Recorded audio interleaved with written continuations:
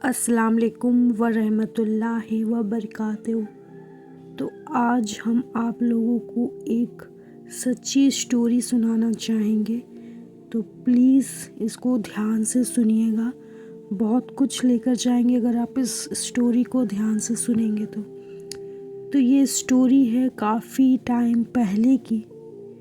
मक्का मुकरमा में एक औरत रहती थी जो कि काफ़ी ज़्यादा हसीन थी, बेइंतहा खूबसूरत। उस खातून को अपने हुस्न पर बहुत नाज था, एक तरीके का एटीट्यूड था। उसे लगता है कि दुनिया में अल्लाह ताला ने सबसे हसीन उसको ही बनाया है, उससे हसीन इस जहां में कोई भी नहीं है। और हमारे समाज की एक रियलिटी भी यही है, जो हसीन लोग होते हैं, थोड़े अट्रैक्टिव दिखते हैं, उसको समाज में काफ़ी ज़्यादा इज्जत मिलती है। ये रियलिटी है। वैसे तो अल्लाह की निगाह से अगर देखा जाए तो अल्लाह ने हर इंसान को खूबसूरत बनाया है, लेकिन जो हमारा मुआशरा है वो उसी को तवज्जो देते हैं जो हसीन होते हैं, दिखने में अट्रैक्टिव होते हैं, बोलने का स्टाइल अलग सा होता है, थोड़े से नखरे होते हैं। ये रियलिटी है। इसी तरह की एक खातून मक्का मुकरमा में थी जो बहुत ही हसीन थी और उनको अपने हुस्नों पर बहुत ज़्यादा नाज था। एक दिन वो हसीन औरत गुस्ल करती है, गुस्ल कर कर आईने के सामने खड़ी होती है और खड़ी होकर एक एटीट्यूड में कहती है कि है कोई मर्द जो मुझे देखे और मुझे पाने की तमन्ना ना करे। उस टाइम पे उसका खामिद भी वहीं पर मौजूद था और जो उनके शौहर थे वहीं खड़े थे। तो उन्होंने उन दोनों का रिश्ता ऐसे रखा था कि जैसे दो फ्रेंड रहते हैं। तो उन्होंने भी एक बात कही उसी टाइम पे कि हाँ, एक मर्द है ऐसा जो इसकी तमन्ना ना करे, तुम्हें देखकर तुम्हें पाने की तमन्ना नहीं करेगा। लड़की हैरान होकर पूछती है, कौन है वो, ज़रा बताए तो हम आजमाते हैं उस मर्द को। लड़की बहुत ही इंटरेस्ट के साथ खामिद से पूछती है, बताए वो कौन है। तो उसका खामिद कहता है, उबैद बिन उमैर ये है।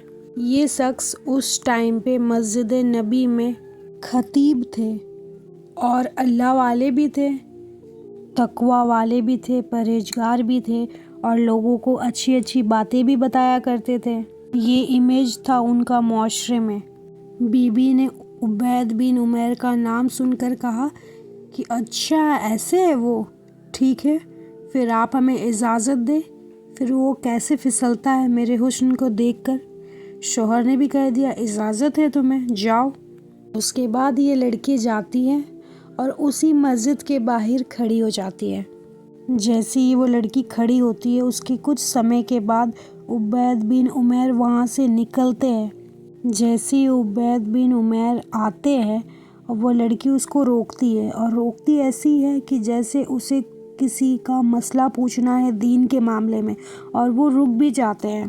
उसके बाद वो लड़की उससे बातों का सिलसिला शुरू करती है और बात करते करते अचानक से अपने चेहरे से पर्दा हटा देती है। जो निकाब उन्होंने पहना था उस निकाब का पर्दा हटा देती है और वो जैसे ही पर्दा हटाती है, उबैद बिन उमैर उसे देखकर अपनी नज़रें फेर लेते हैं।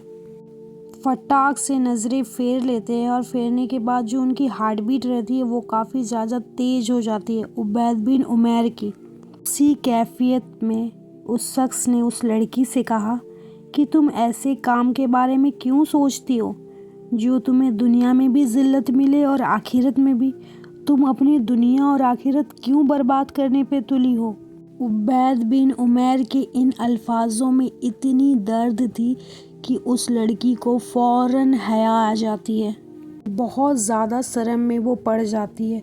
और उसके बाद इन दो अल्फाजों ने उस लड़की की ज़िंदगी में इतना बड़ा रोल प्ले किया। वो लड़की सोच में पड़ गई कि अरे, हमने इसको रोका, ये रुक भी गया, हमने इससे दीन के मसले से बात स्टार्ट करी, ये सुनने लगा, लेकिन जैसे ही निकाब हटाया उसने नज़रें फेर ली और उसके बाद में कह क्या रहा है कि दुनिया और आखिरत बर्बाद मत करो। उबैद बिन उमैर की इन्हीं अल्फाज ने, दो अल्फाज ही कहा उन्होंने कि तुम अपनी दुनिया और आखिरत क्यों बर्बाद करने पे तुली हो, ऐसा काम क्यों कर रही हो जो तुम्हें दुनिया में भी ज़िल्लत दे और आखिरत में भी। اتنی سنتے ہوئے وہ لڑکی واپس سے اپنے نقاب لیتی ہے، سر کا پردہ کرتی ہے جو حسن اس نے ہٹایا تھا، اور اس سمے ہی وہ اپنے گھر کی اور بڑھنا سٹارٹ کر دیتی ہے۔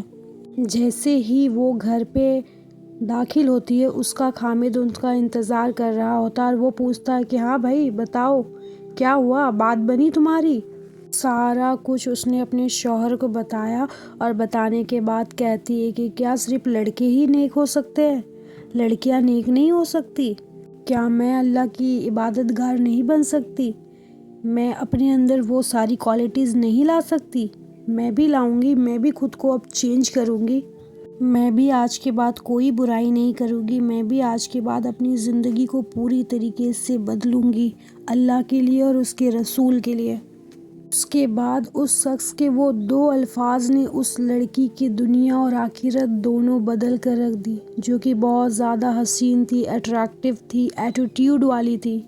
اس کے بعد سے اس نے یہ ارادہ کر لیا کہ اب میں بھی عبادت گزار بنوں گی، اللہ کی حکموں کی تعبیر کروں گی، میں بھی ہمیشہ کے لیے برائی اور گناہ کو چھوڑ دوں گی۔ جو کہ انہوں نے توبہ کیا، وہ توبہ اتنی زیادہ سچی تھی کہ وہ اللہ کو پسند آ گئی، اور اس کے بعد وہ عبادت گزار بن گئی، اللہ کی ہر اس چیز کو ماننے لگی جس پہ اللہ اور رسول نے انعام رکھا ہے، رات رات بھر عبادت کرنے لگی۔ خامد کے پاس جاتی اور پوچھتی کیا آپ کو ہماری ضرورت ہے؟ اگر خامد کہتا کہ ہاں ضرورت ہے تو وہ لوگ ٹائم اسپینڈ کرتے، اور اگر اس کا خامد کہہ دیتا کہ نہیں ہمیں آپ کی ضرورت نہیں ہے تو پھر وہ مصلی بچھا کر رات بھر اللہ کی عبادت کرتی۔ ان کی یہ ساری عبادت دیکھ کر، محنت دیکھ کر، اللہ کی طرف ٹائم بتانا کو دیکھ کر اس کا شوہر سوچنے لگا کہ کیسے ایک شخص نے میری بیوی کی دنیا اور آخرت بدل دی، کیسے ایک الفاظ کسی کی زندگی اور آخرت بدل کر رکھ دیا۔